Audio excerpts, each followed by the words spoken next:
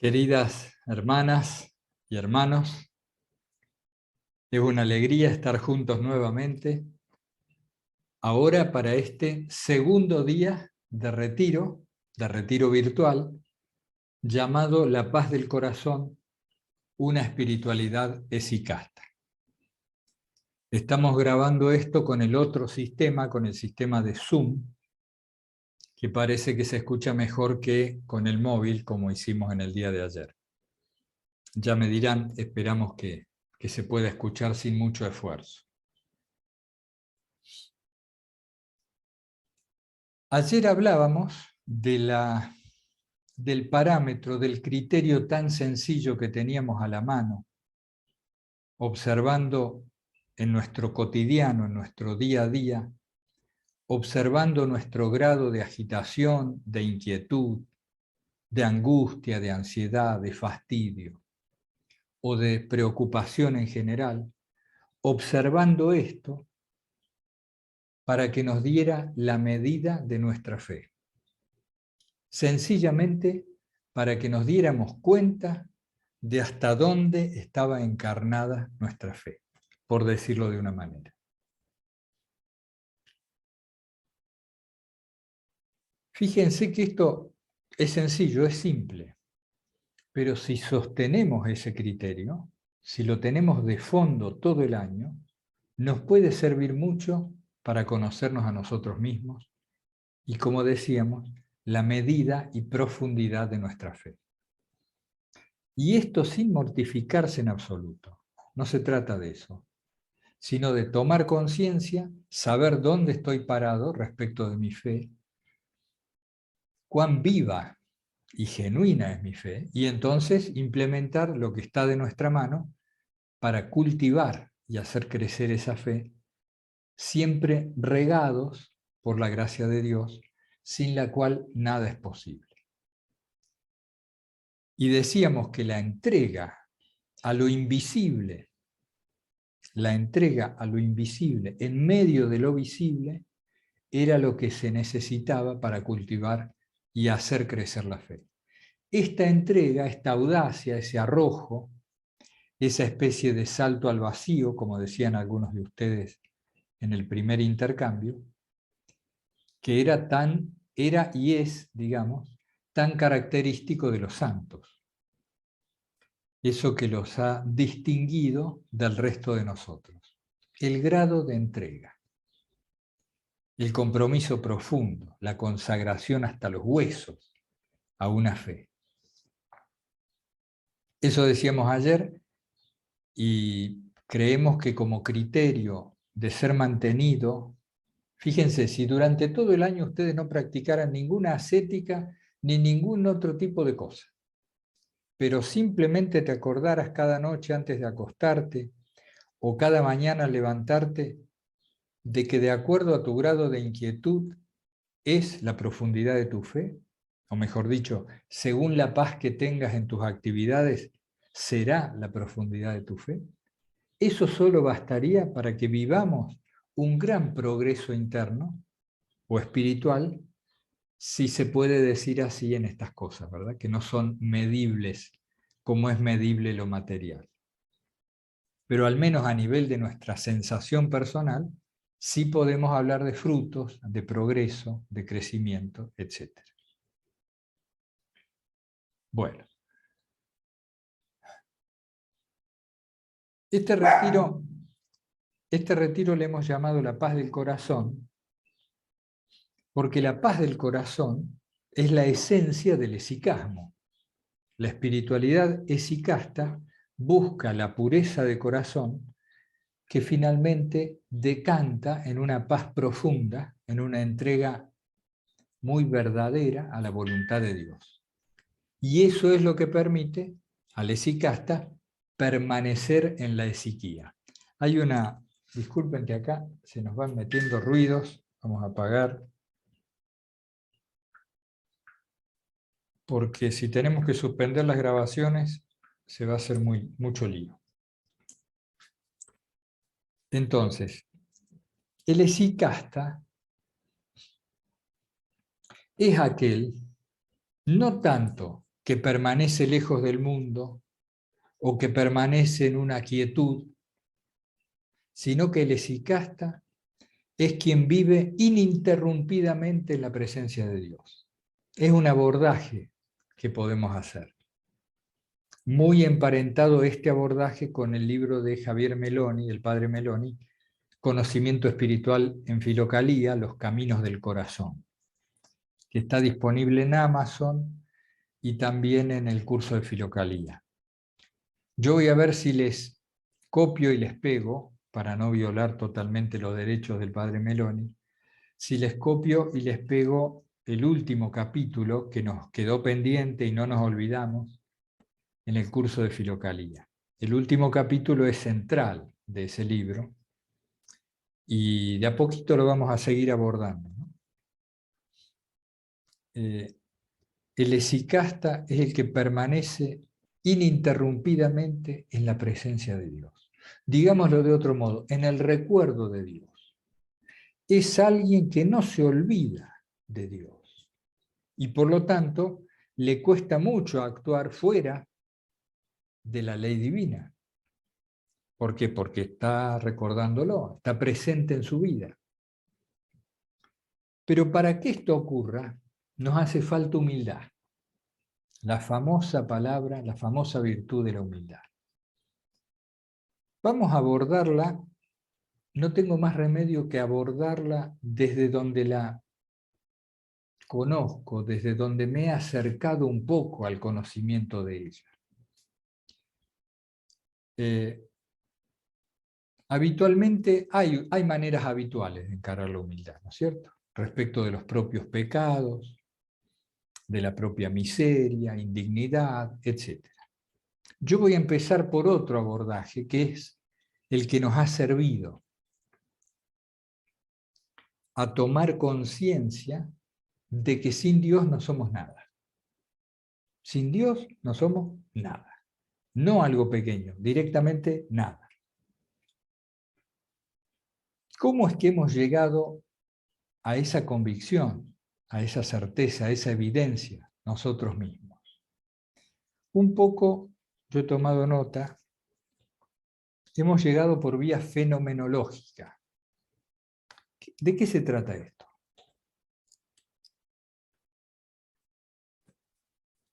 Nosotros habitualmente tenemos una opinión sobre nosotros mismos. Hay quien tiene una muy alta estima, ¿no? Hasta llegar a lo que se ha llamado la fanfarronería, por lo menos aquí en un lenguaje coloquial, la soberbia, la vanagloria, el orgullo, en términos más tradicionales de la espiritualidad cristiana y de los monjes. Y hay gente muy apocada, que tiene baja autoestima, pero que aún hallándose esta sensación en el otro extremo del orgullo y de la soberbia, está totalmente vinculada. Es decir, cuando yo mismo soy muy importante, por lo alto o por lo bajo. Estamos diciendo que perjudica tanto a la espiritualidad profunda ser orgulloso como ser alguien que tiene una estima muy, muy baja, que se siente la peor de las personas y que anda todo el día en los rincones oscuros machacándose a sí mismo. Estos dos extremos perjudican severamente la vida espiritual. Y en cierto modo, cuando los esicastas se ponen a indagar, descubren en el fondo el mismo mal. En el fondo de estas dos actitudes extremas, descubren el mismo mal. ¿Cuál es? La importancia de mí mismo. El ego como centro del universo. Por eso decimos, sea que te consideres lo mejor de todos o lo peor de todos, el problema está en que te consideras, en que eres importante. Y esto te aleja de la humildad. Por eso, no nos confundamos. No necesariamente la humildad pasa por un sentirse todo el día apocado, arrastrándose por los suelos, creyéndose la peor de las personas. Eso es una humildad un poco tergiversada según nuestro conocimiento. Entonces, ¿por dónde la abordamos? Porque sin humildad no hay vida espiritual, directamente. Si nosotros nos creemos la gran cosa, estamos fritos. No hay forma. No hay forma de que la gracia nos actúe, nos mejore. Y si nos situamos en el extremo opuesto, también hay dificultades para esto. Hay dificultades. Este otro extremo no lo conocemos tanto por experiencia, más bien nosotros somos más expertos en el orgullo, en la soberbia, la vanagloria.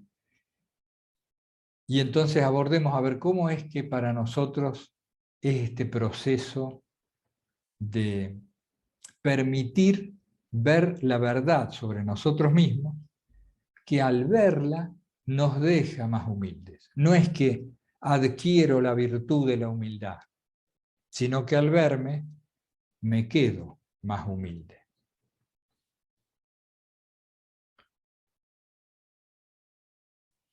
Yo tomé nota de esto. ¿Elegiste tú nacer? ¿Elegiste tú nacer? ¿Dónde? ¿Elegiste nacer? ¿Y dónde? No, tampoco elegí dónde nacer. ¿Elegiste cuándo? ¿En qué época? No. ¿Elegiste el contexto social, cultural, económico? No. ¿Elegiste la familia en la cual nacer? No, no lo elegí. Vine al mundo y no elegí nada de eso. ¿Y elegiste tú el sexo, si eras mujer o varón? No. ¿Y elegiste si ibas a ser muy dotado intelectualmente o muy dotado con las manos para hacer artesanías, o si venías con un cuerpo para ser atleta? ¿Elegiste? No, no elegí nada de eso, ni mis virtudes, ni mis carencias, ni mis falencias. Aparecí así, ¿no? Como uno vino al mundo, desnudo y con los talentos, virtudes y defectos que uno trae desde el vientre de su madre. Todo esto, permítanme que me extienda paso a paso y tranquilo, aunque los de fenomenología quizá ya lo han escuchado muchas veces. Todo esto tan importante en la configuración de lo que llamamos la persona humana, es decir, la época de su nacimiento, el contexto sociocultural y económico, la religión dentro de la cual nace, la tradición, las características de su padre, de su madre, de sus hermanos, de la profesión de su familia, etcétera, etcétera. Nada. ¿Elegiste algo? Nada. Ni siquiera si eres mujer, si naces como mujer o varón, y tus talentos o carencias. Tampoco, nada de eso. Ahí ya empezamos a decir, caray, bueno, está bien. Eso no lo he elegido. Y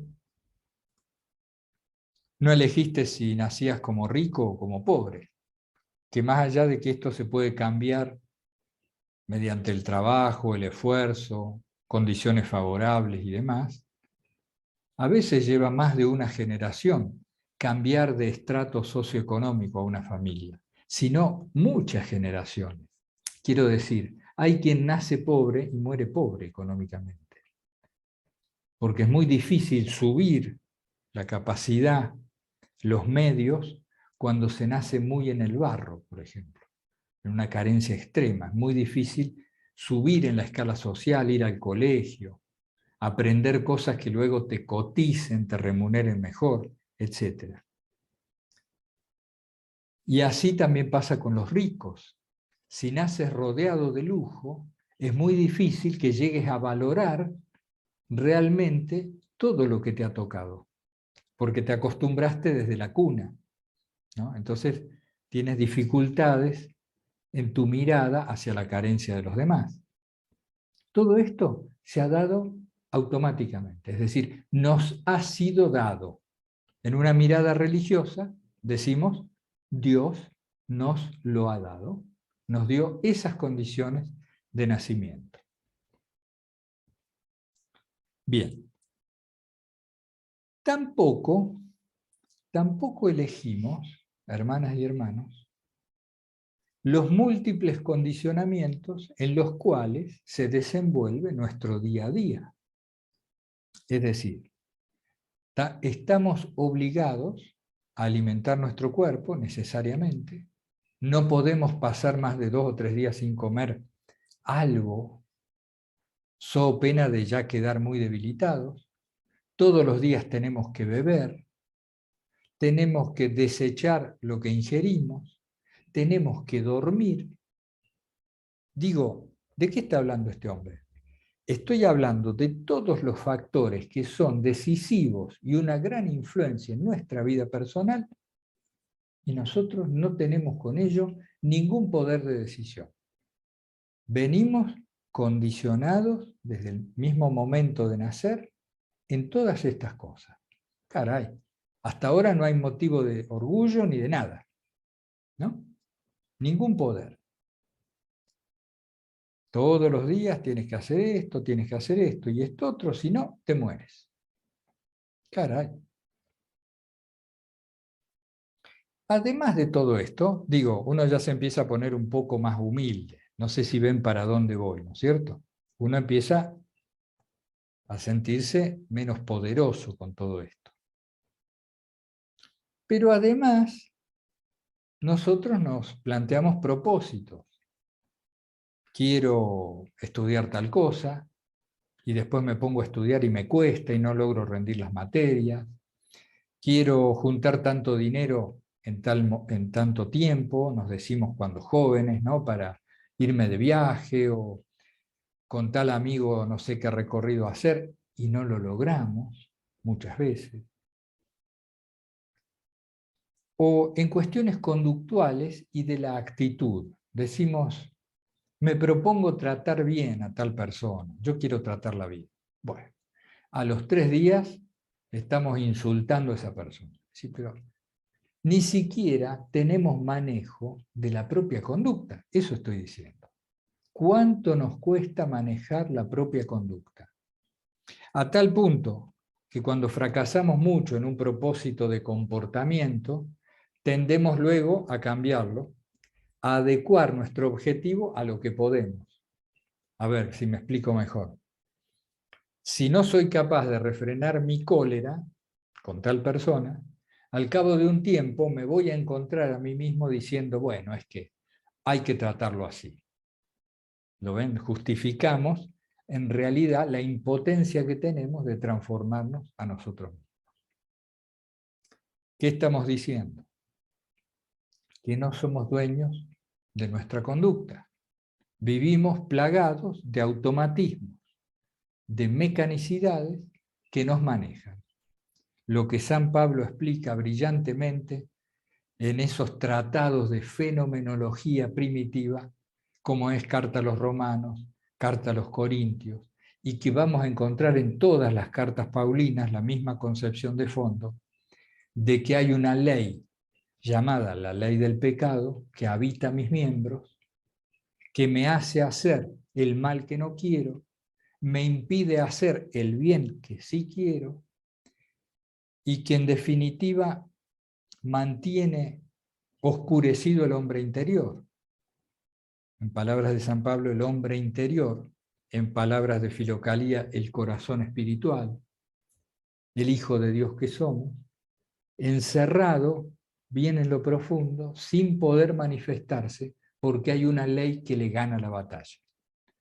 Se le ha llamado también la ley de la carne, la ley del pecado, el reino del demonio que nos gana, los logismoi, etcétera, etcétera. Caray, creí que se había apagado. Entonces,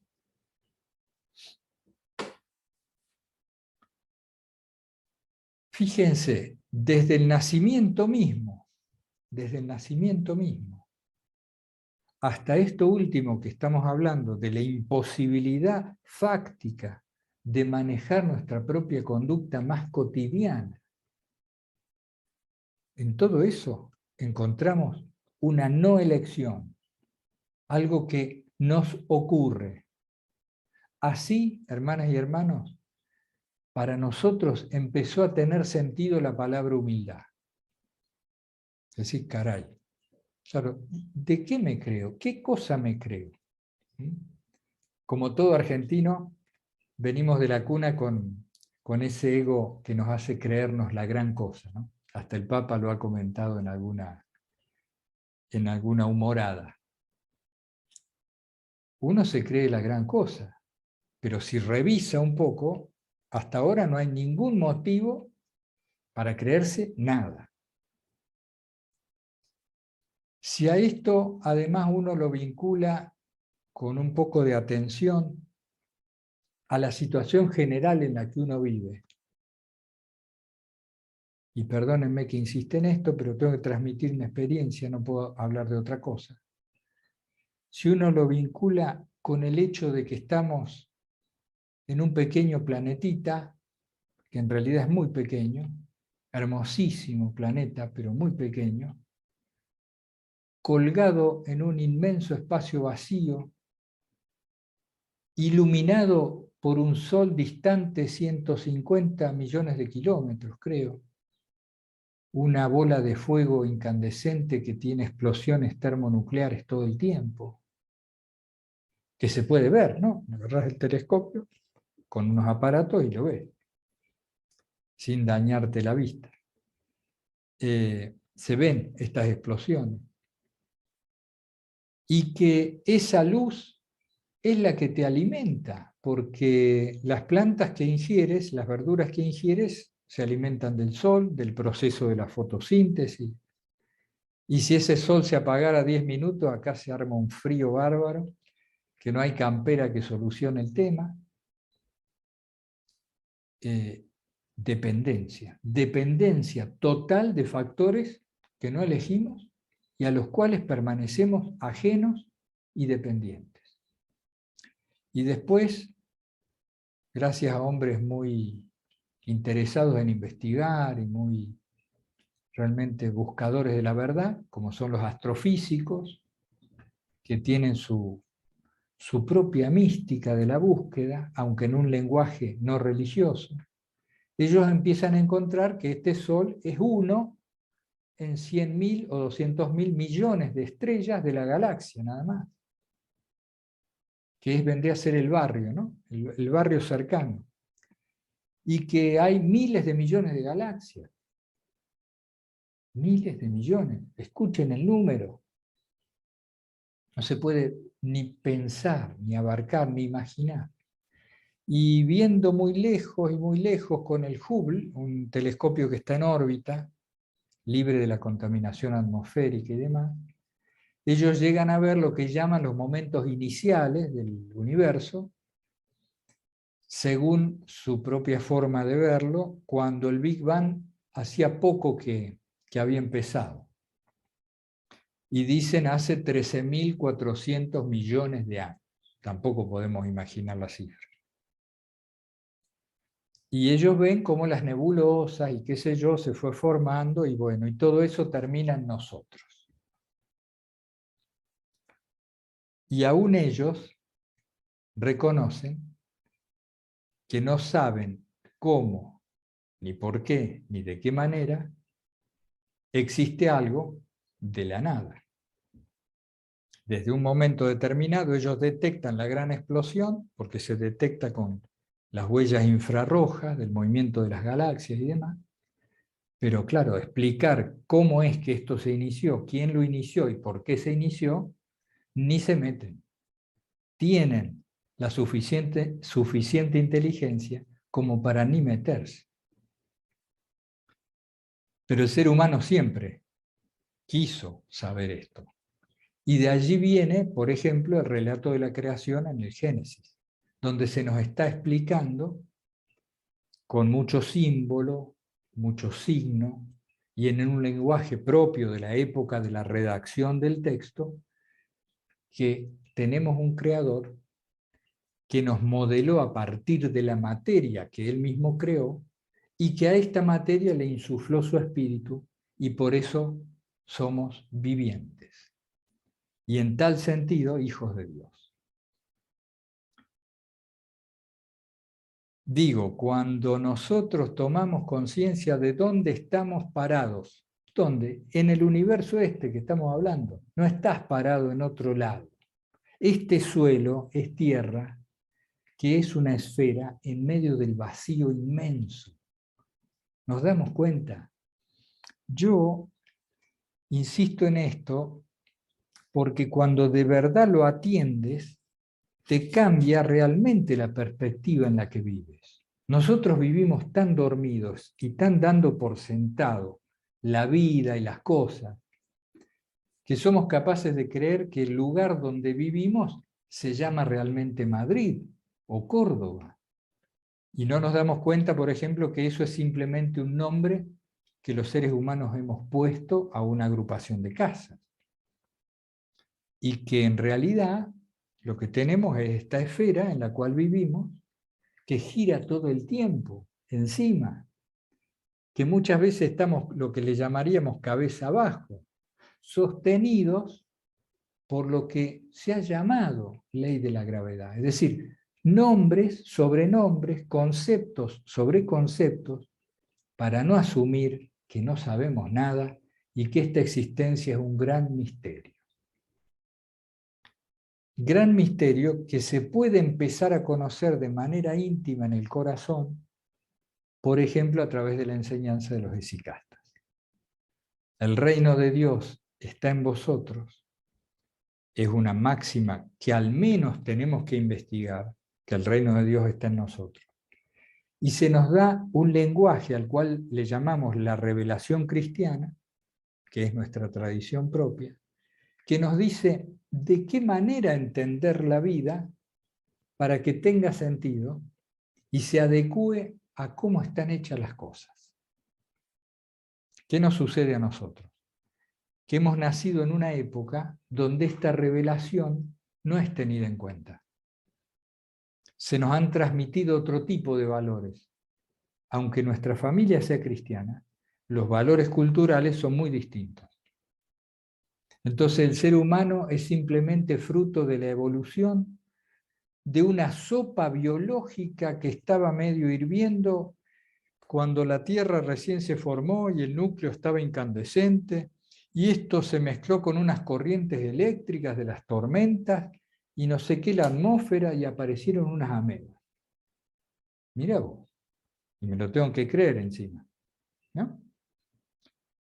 Aparecieron unas amebas, y estas amebas se mezclaron con otras, los seres multicelulares, y las eucariotas, y los procariotas, y todas estas palabras. Y un buen día aparecen unos seres en los mares y después de unos millones de años estos seres salen a la tierra y son los reptiles y seguimos así hasta que acá estamos. Como decía un amigo muy querido hace muchos años, y acá estamos en el pico de la evolución, el gordito de Wall Street fumando un habano. Qué historia más rara, ¿no? Y nos lo tenemos que creer, como si eso fuera ciencia, tuviera veracidad. Es decir, se funda en una serie de conceptos entrelazados y encadenados, interpretados de cierto modo, a eso se le llama el proceso evolutivo, y como te lo dicen en el aula desde chiquito, y todo el mundo lo cree, prendes el documental y lo ves en el National Geographic, es el consenso general, se supone que eso es la vida. Con esa concepción de la vida, es muy difícil encontrar significado. ¿Cómo le encuentra sentido a la vida proveniendo de un mecanismo automático ameboidal y que no sé qué el cerebro reptiliano, y ahora estamos hablando acá ante una cámara? Entonces, yo acá noté que hay dos tradiciones. Una es la cultural y otra es la religiosa. Dos tradiciones, la cultural y la religiosa. Hoy en día imperan las culturas, y aún practicándose las religiones tradicionales, las más grandes, la cultura general, de la cual ayer hablábamos, la cultura del consumo, del dinero, de la más bien de la exterioridad y el bienestar corporal inmediato, esa cultura contamina cualquier tradición religiosa. Entonces, las tradiciones religiosas actuales perviven en la atmósfera de la cultura y padecen los mismos males que la cultura en la cual se encuentran insertas. Entonces, nuestra tradición nos explica con toda claridad el sentido de la vida humana.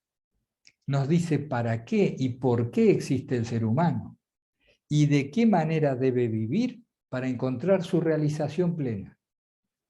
Y nos dice, nos explica esto de la caída original, que tiene mucho de simbolismo y mucho significado profundo más allá del que conocemos habitualmente. Nos explica esto de la caída y de la necesidad de restablecer nuestra condición original.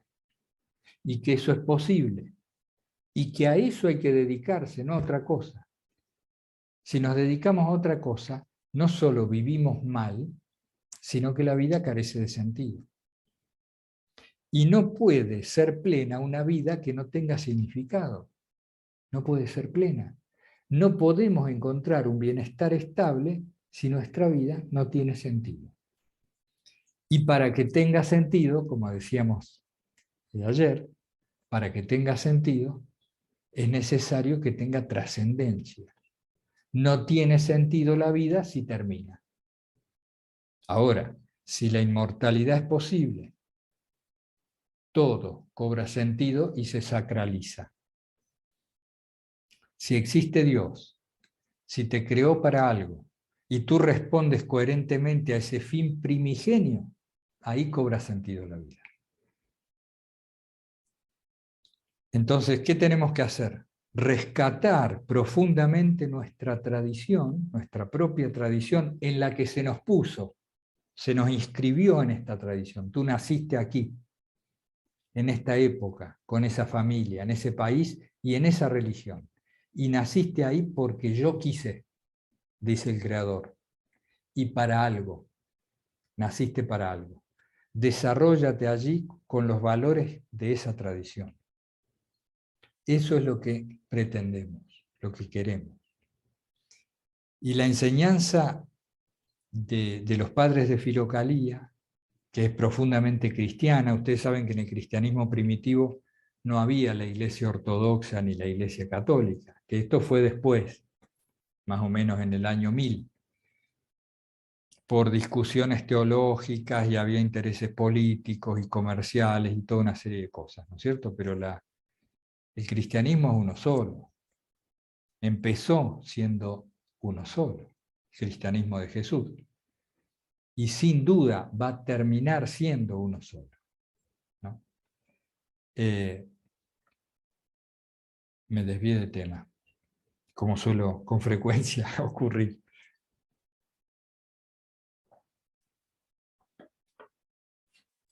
Entonces, esta tradición que nos dice que puede haber sentido, que lo hay, pero que necesitamos vivir de cierto modo para encontrarlo y planificarlo, nos dice que podemos divinizarnos como personas. Esto es, recibir el Espíritu Santo y vivir acordemente a la voluntad divina. Y nos dice que tenemos que ser humildes, porque si nosotros nos creemos hacedores de algo, estamos negando lo que es Dios, que es la voluntad suprema, omnisciente, omnipresente, que lo hizo todo y que nos sostiene vivos en este momento. Entonces, todas estas consideraciones del universo y de las cosas no elegidas, y de que ni siquiera manejo mi propia conducta, ni elegí nada, nos sirven o nos han servido para volvernos un poco más humildes. Es decir, que no tenés de qué agrandarte, de nada. Todo te ha sido dado. Cuando alguno de ustedes encuentre algo que no le haya sido dado por Dios, me avisa. ¿No es cierto? No hay forma. Porque aún el esfuerzo denodado y los bienes adquiridos y todo lo que te hayas podido comprar o estudiar y acumular, no podías hacerlo sin las condiciones de la existencia que Dios te ha dado. Bien, y para terminar con este tema, hay un factor que viene a ayudarnos mucho a ser humildes, que es el hecho de que ni siquiera manejamos el momento de nuestra partida de este mundo. Ni siquiera lo manejamos. Ni aún el suicida elige su muerte, porque llega a ese trágico momento guiado por automatismos y mecanismos de desesperación que él tampoco podía manejar. Es decir, la ley del pecado, la ley de la carne, que lo esclavizó y lo lleva a lo mejor en un abismo de desesperación a esa trágica decisión, entre comillas. Ni siquiera decidimos nosotros el momento de nuestra partida de este mundo. Entonces, ¿no nos quedamos humildes? Si además revisamos con un poco de atención que todo lo que hacemos en el día a día es solo fruto de nuestro egoísmo, que siempre andamos buscando nuestro propio bien, y que aun cuando nos sacrificamos por los demás, estamos buscando una sensación de bienestar en nosotros, y que queremos muchísimo más a nuestro hijo que al hijo del vecino, y que nos importa infinitamente más lo que le pase a mi ser querido que a lo que le pasa a alguien a 200 kilómetros. Cuando vemos todo esto, también tenemos que bajar la mirada y reconocer que estamos en una situación realmente de muy poca dignidad, por decirlo así. Y que nuestra dignidad aparece, se ilumina y crece simplemente cuando nos ubicamos correctamente en la perspectiva global. Perspectiva que dice, la vida te ha sido dada y te ha sido dada con un fin determinado. Esto es volver a Dios. Recupera la condición original. No tiene otro sentido la vida. Recuperar la condición original. Volver a vivir en un estado que es posible ya desde esta tierra, en un estado pariente del Edén. Eso es la teosis, la divinización del hombre, la deificación, que es un don que nos trae el Espíritu Santo cuando consagramos nuestra vida a la oración y a la búsqueda de la presencia de Dios. Este es el mensaje del esicasmo, y esto es lo que da paz al corazón. Vivir según el designio y el destino que Dios hizo para nosotros. No podemos nosotros ser independientes de Dios. Esto choca mucho con la cultura actual, lógicamente, donde los valores destacan el individualismo, la autonomía, yo soy libre, yo hago lo que quiero, etc. Y a nuestra mente le cuesta asumir esto. Fíjense cuánto. O sea, ¿qué estás diciendo? Que mi vida, mis planes, mi familia, todo lo que quiero y todo eso, yo tengo que ponerlo en función de Dios. Que tengo que vivir ininterrumpidamente en su presencia, o al menos buscando su presencia, recordando su ley y tratando de ser coherente con ella. Sí, eso estamos diciendo. Y que si no hacemos eso, somos unos infelices. ¿En qué sentido moral? No. La pasamos sin felicidad. No encontramos felicidad duradera. Bueno, interrumpo acá, reviso notas y terminamos con el vídeo de hoy. A ver cómo es esto.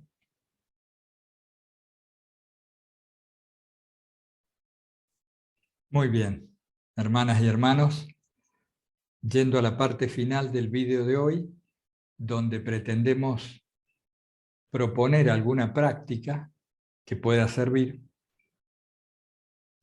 quería mencionarles dos pequeños párrafos de la parte final del libro de Javier Meloni, Conocimiento Espiritual en la Filocalía, y bueno, proponerles concretamente la práctica. Antes, vamos con estos párrafos.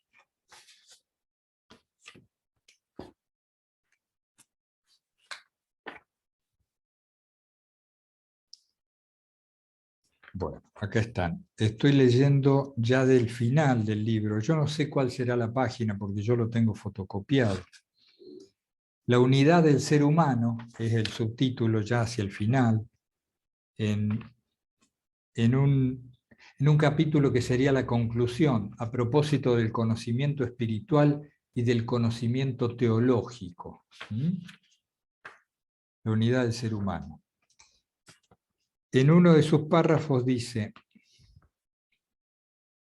una vez despejado el camino que conduce al corazón, el centro del ser humano, se descubre la humildad como la auténtica y única vía de acceso a nuestra primera identidad.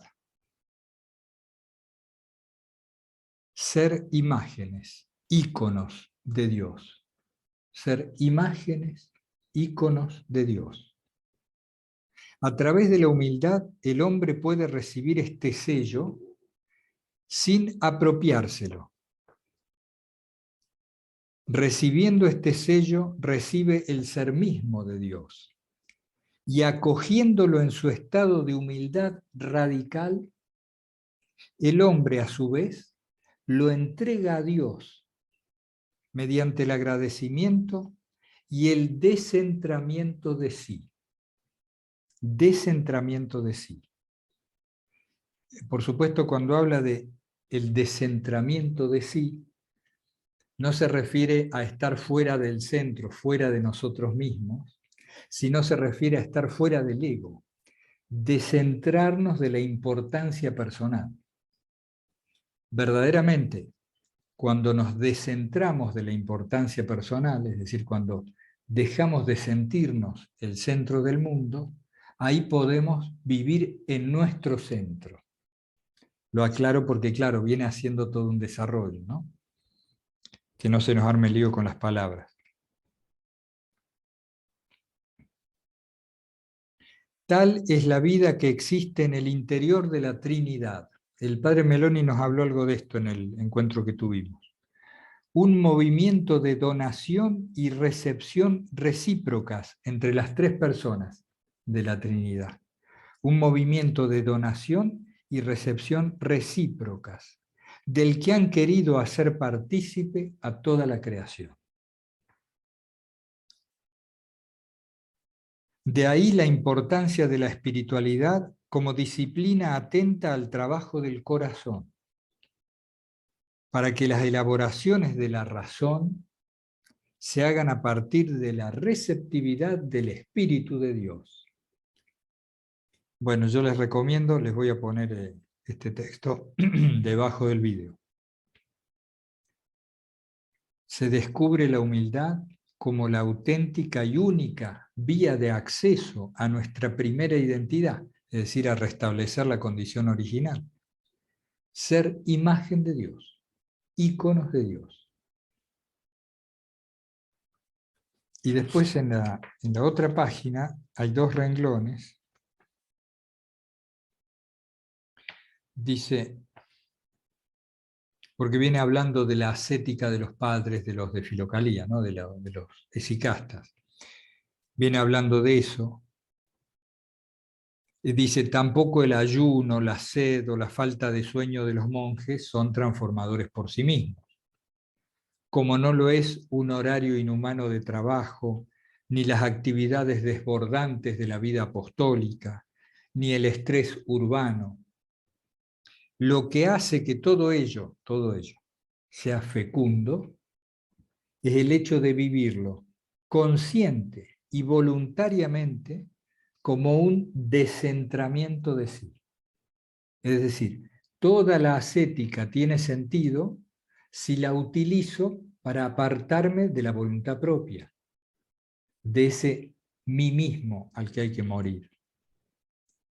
Como un desalojo del yo, continúa diciendo, para que este centro agotado sea llenado y regenerado por Dios, porque sin mí nada podéis hacer.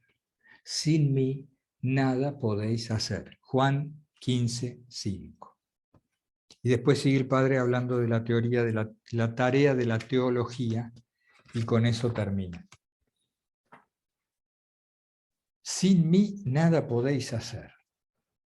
Ser conscientes de eso es la humildad. ¿Qué es la humildad? Eso.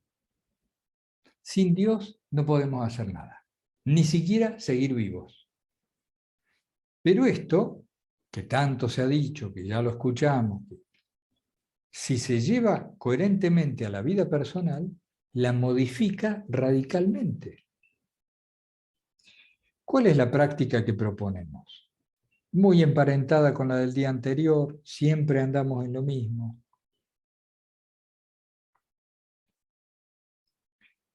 Vamos a plantearlo siguiendo con el tema de las películas.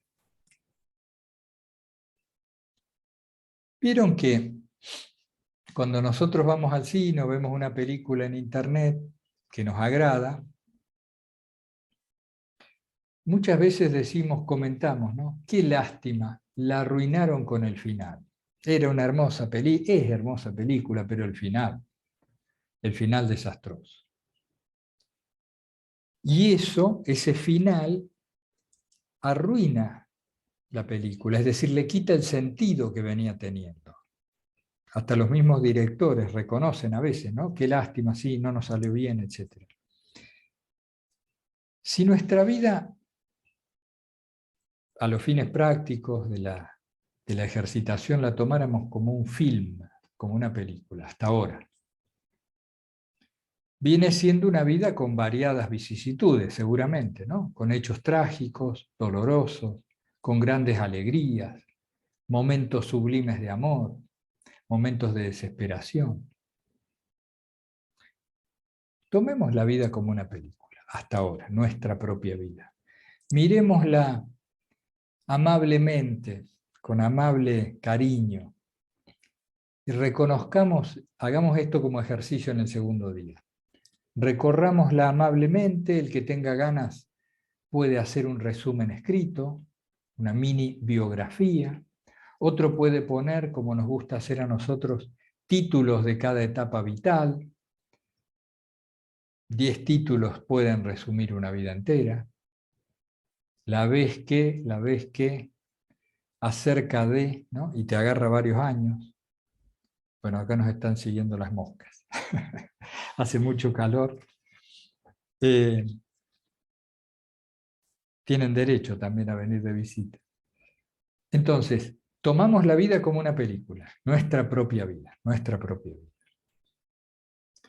Y vamos a ver ahí un argumento, intuitivamente digo, vamos a detectar un sabor, un rastro, un aroma, un argumento de vida que se ha tratado de desenvolver con mayor o menor acierto.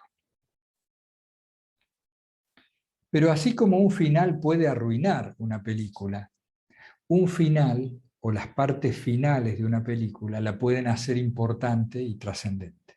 Es decir, una película aburrida que ya nosotros queríamos irnos antes de que termine del cine, que no nos llama mucho la atención, de repente en sus últimas partes se transforma y decimos, che, pero mira qué bien esta película, el mensaje que nos dio, el significado que nos reveló, al final estuvo bien venir a verla.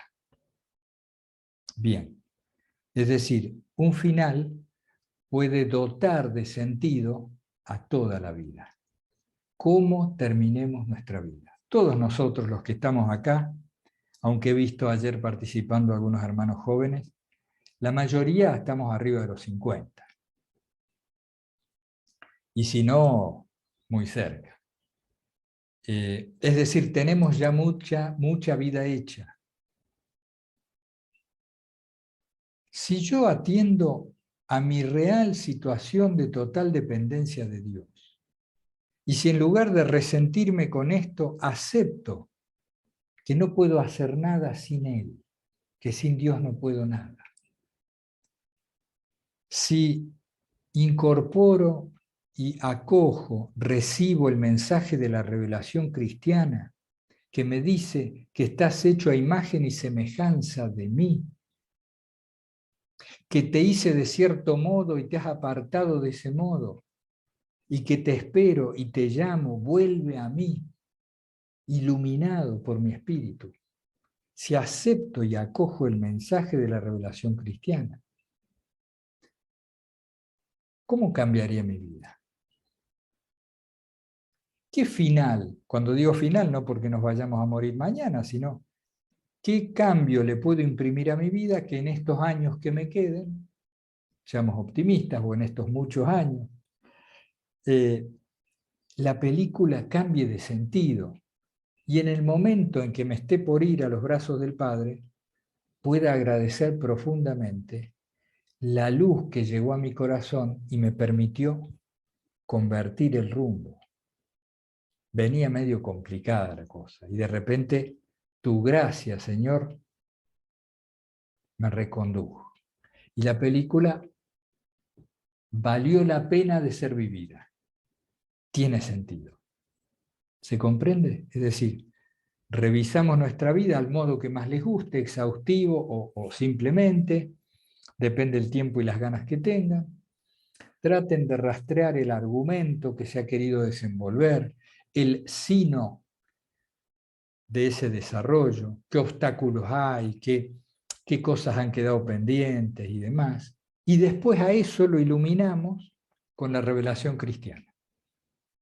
Y decimos, caray, a la luz de la fe, si yo creo en esta tradición en la cual he nacido inserto, y si me someto al sentido y al significado que esta revelación, que los evangelios me traen, que me dice que el sentido de la vida humana es volver al Creador, siendo su imagen y semejanza, reconstituido según Él me hizo originalmente, para que yo le ayude en la tarea de creación, para que siga co-creando el universo conmigo, aquí y más allá de la muerte, para ser, en el sentido original del término, uno de los ángeles de Dios, ¿no?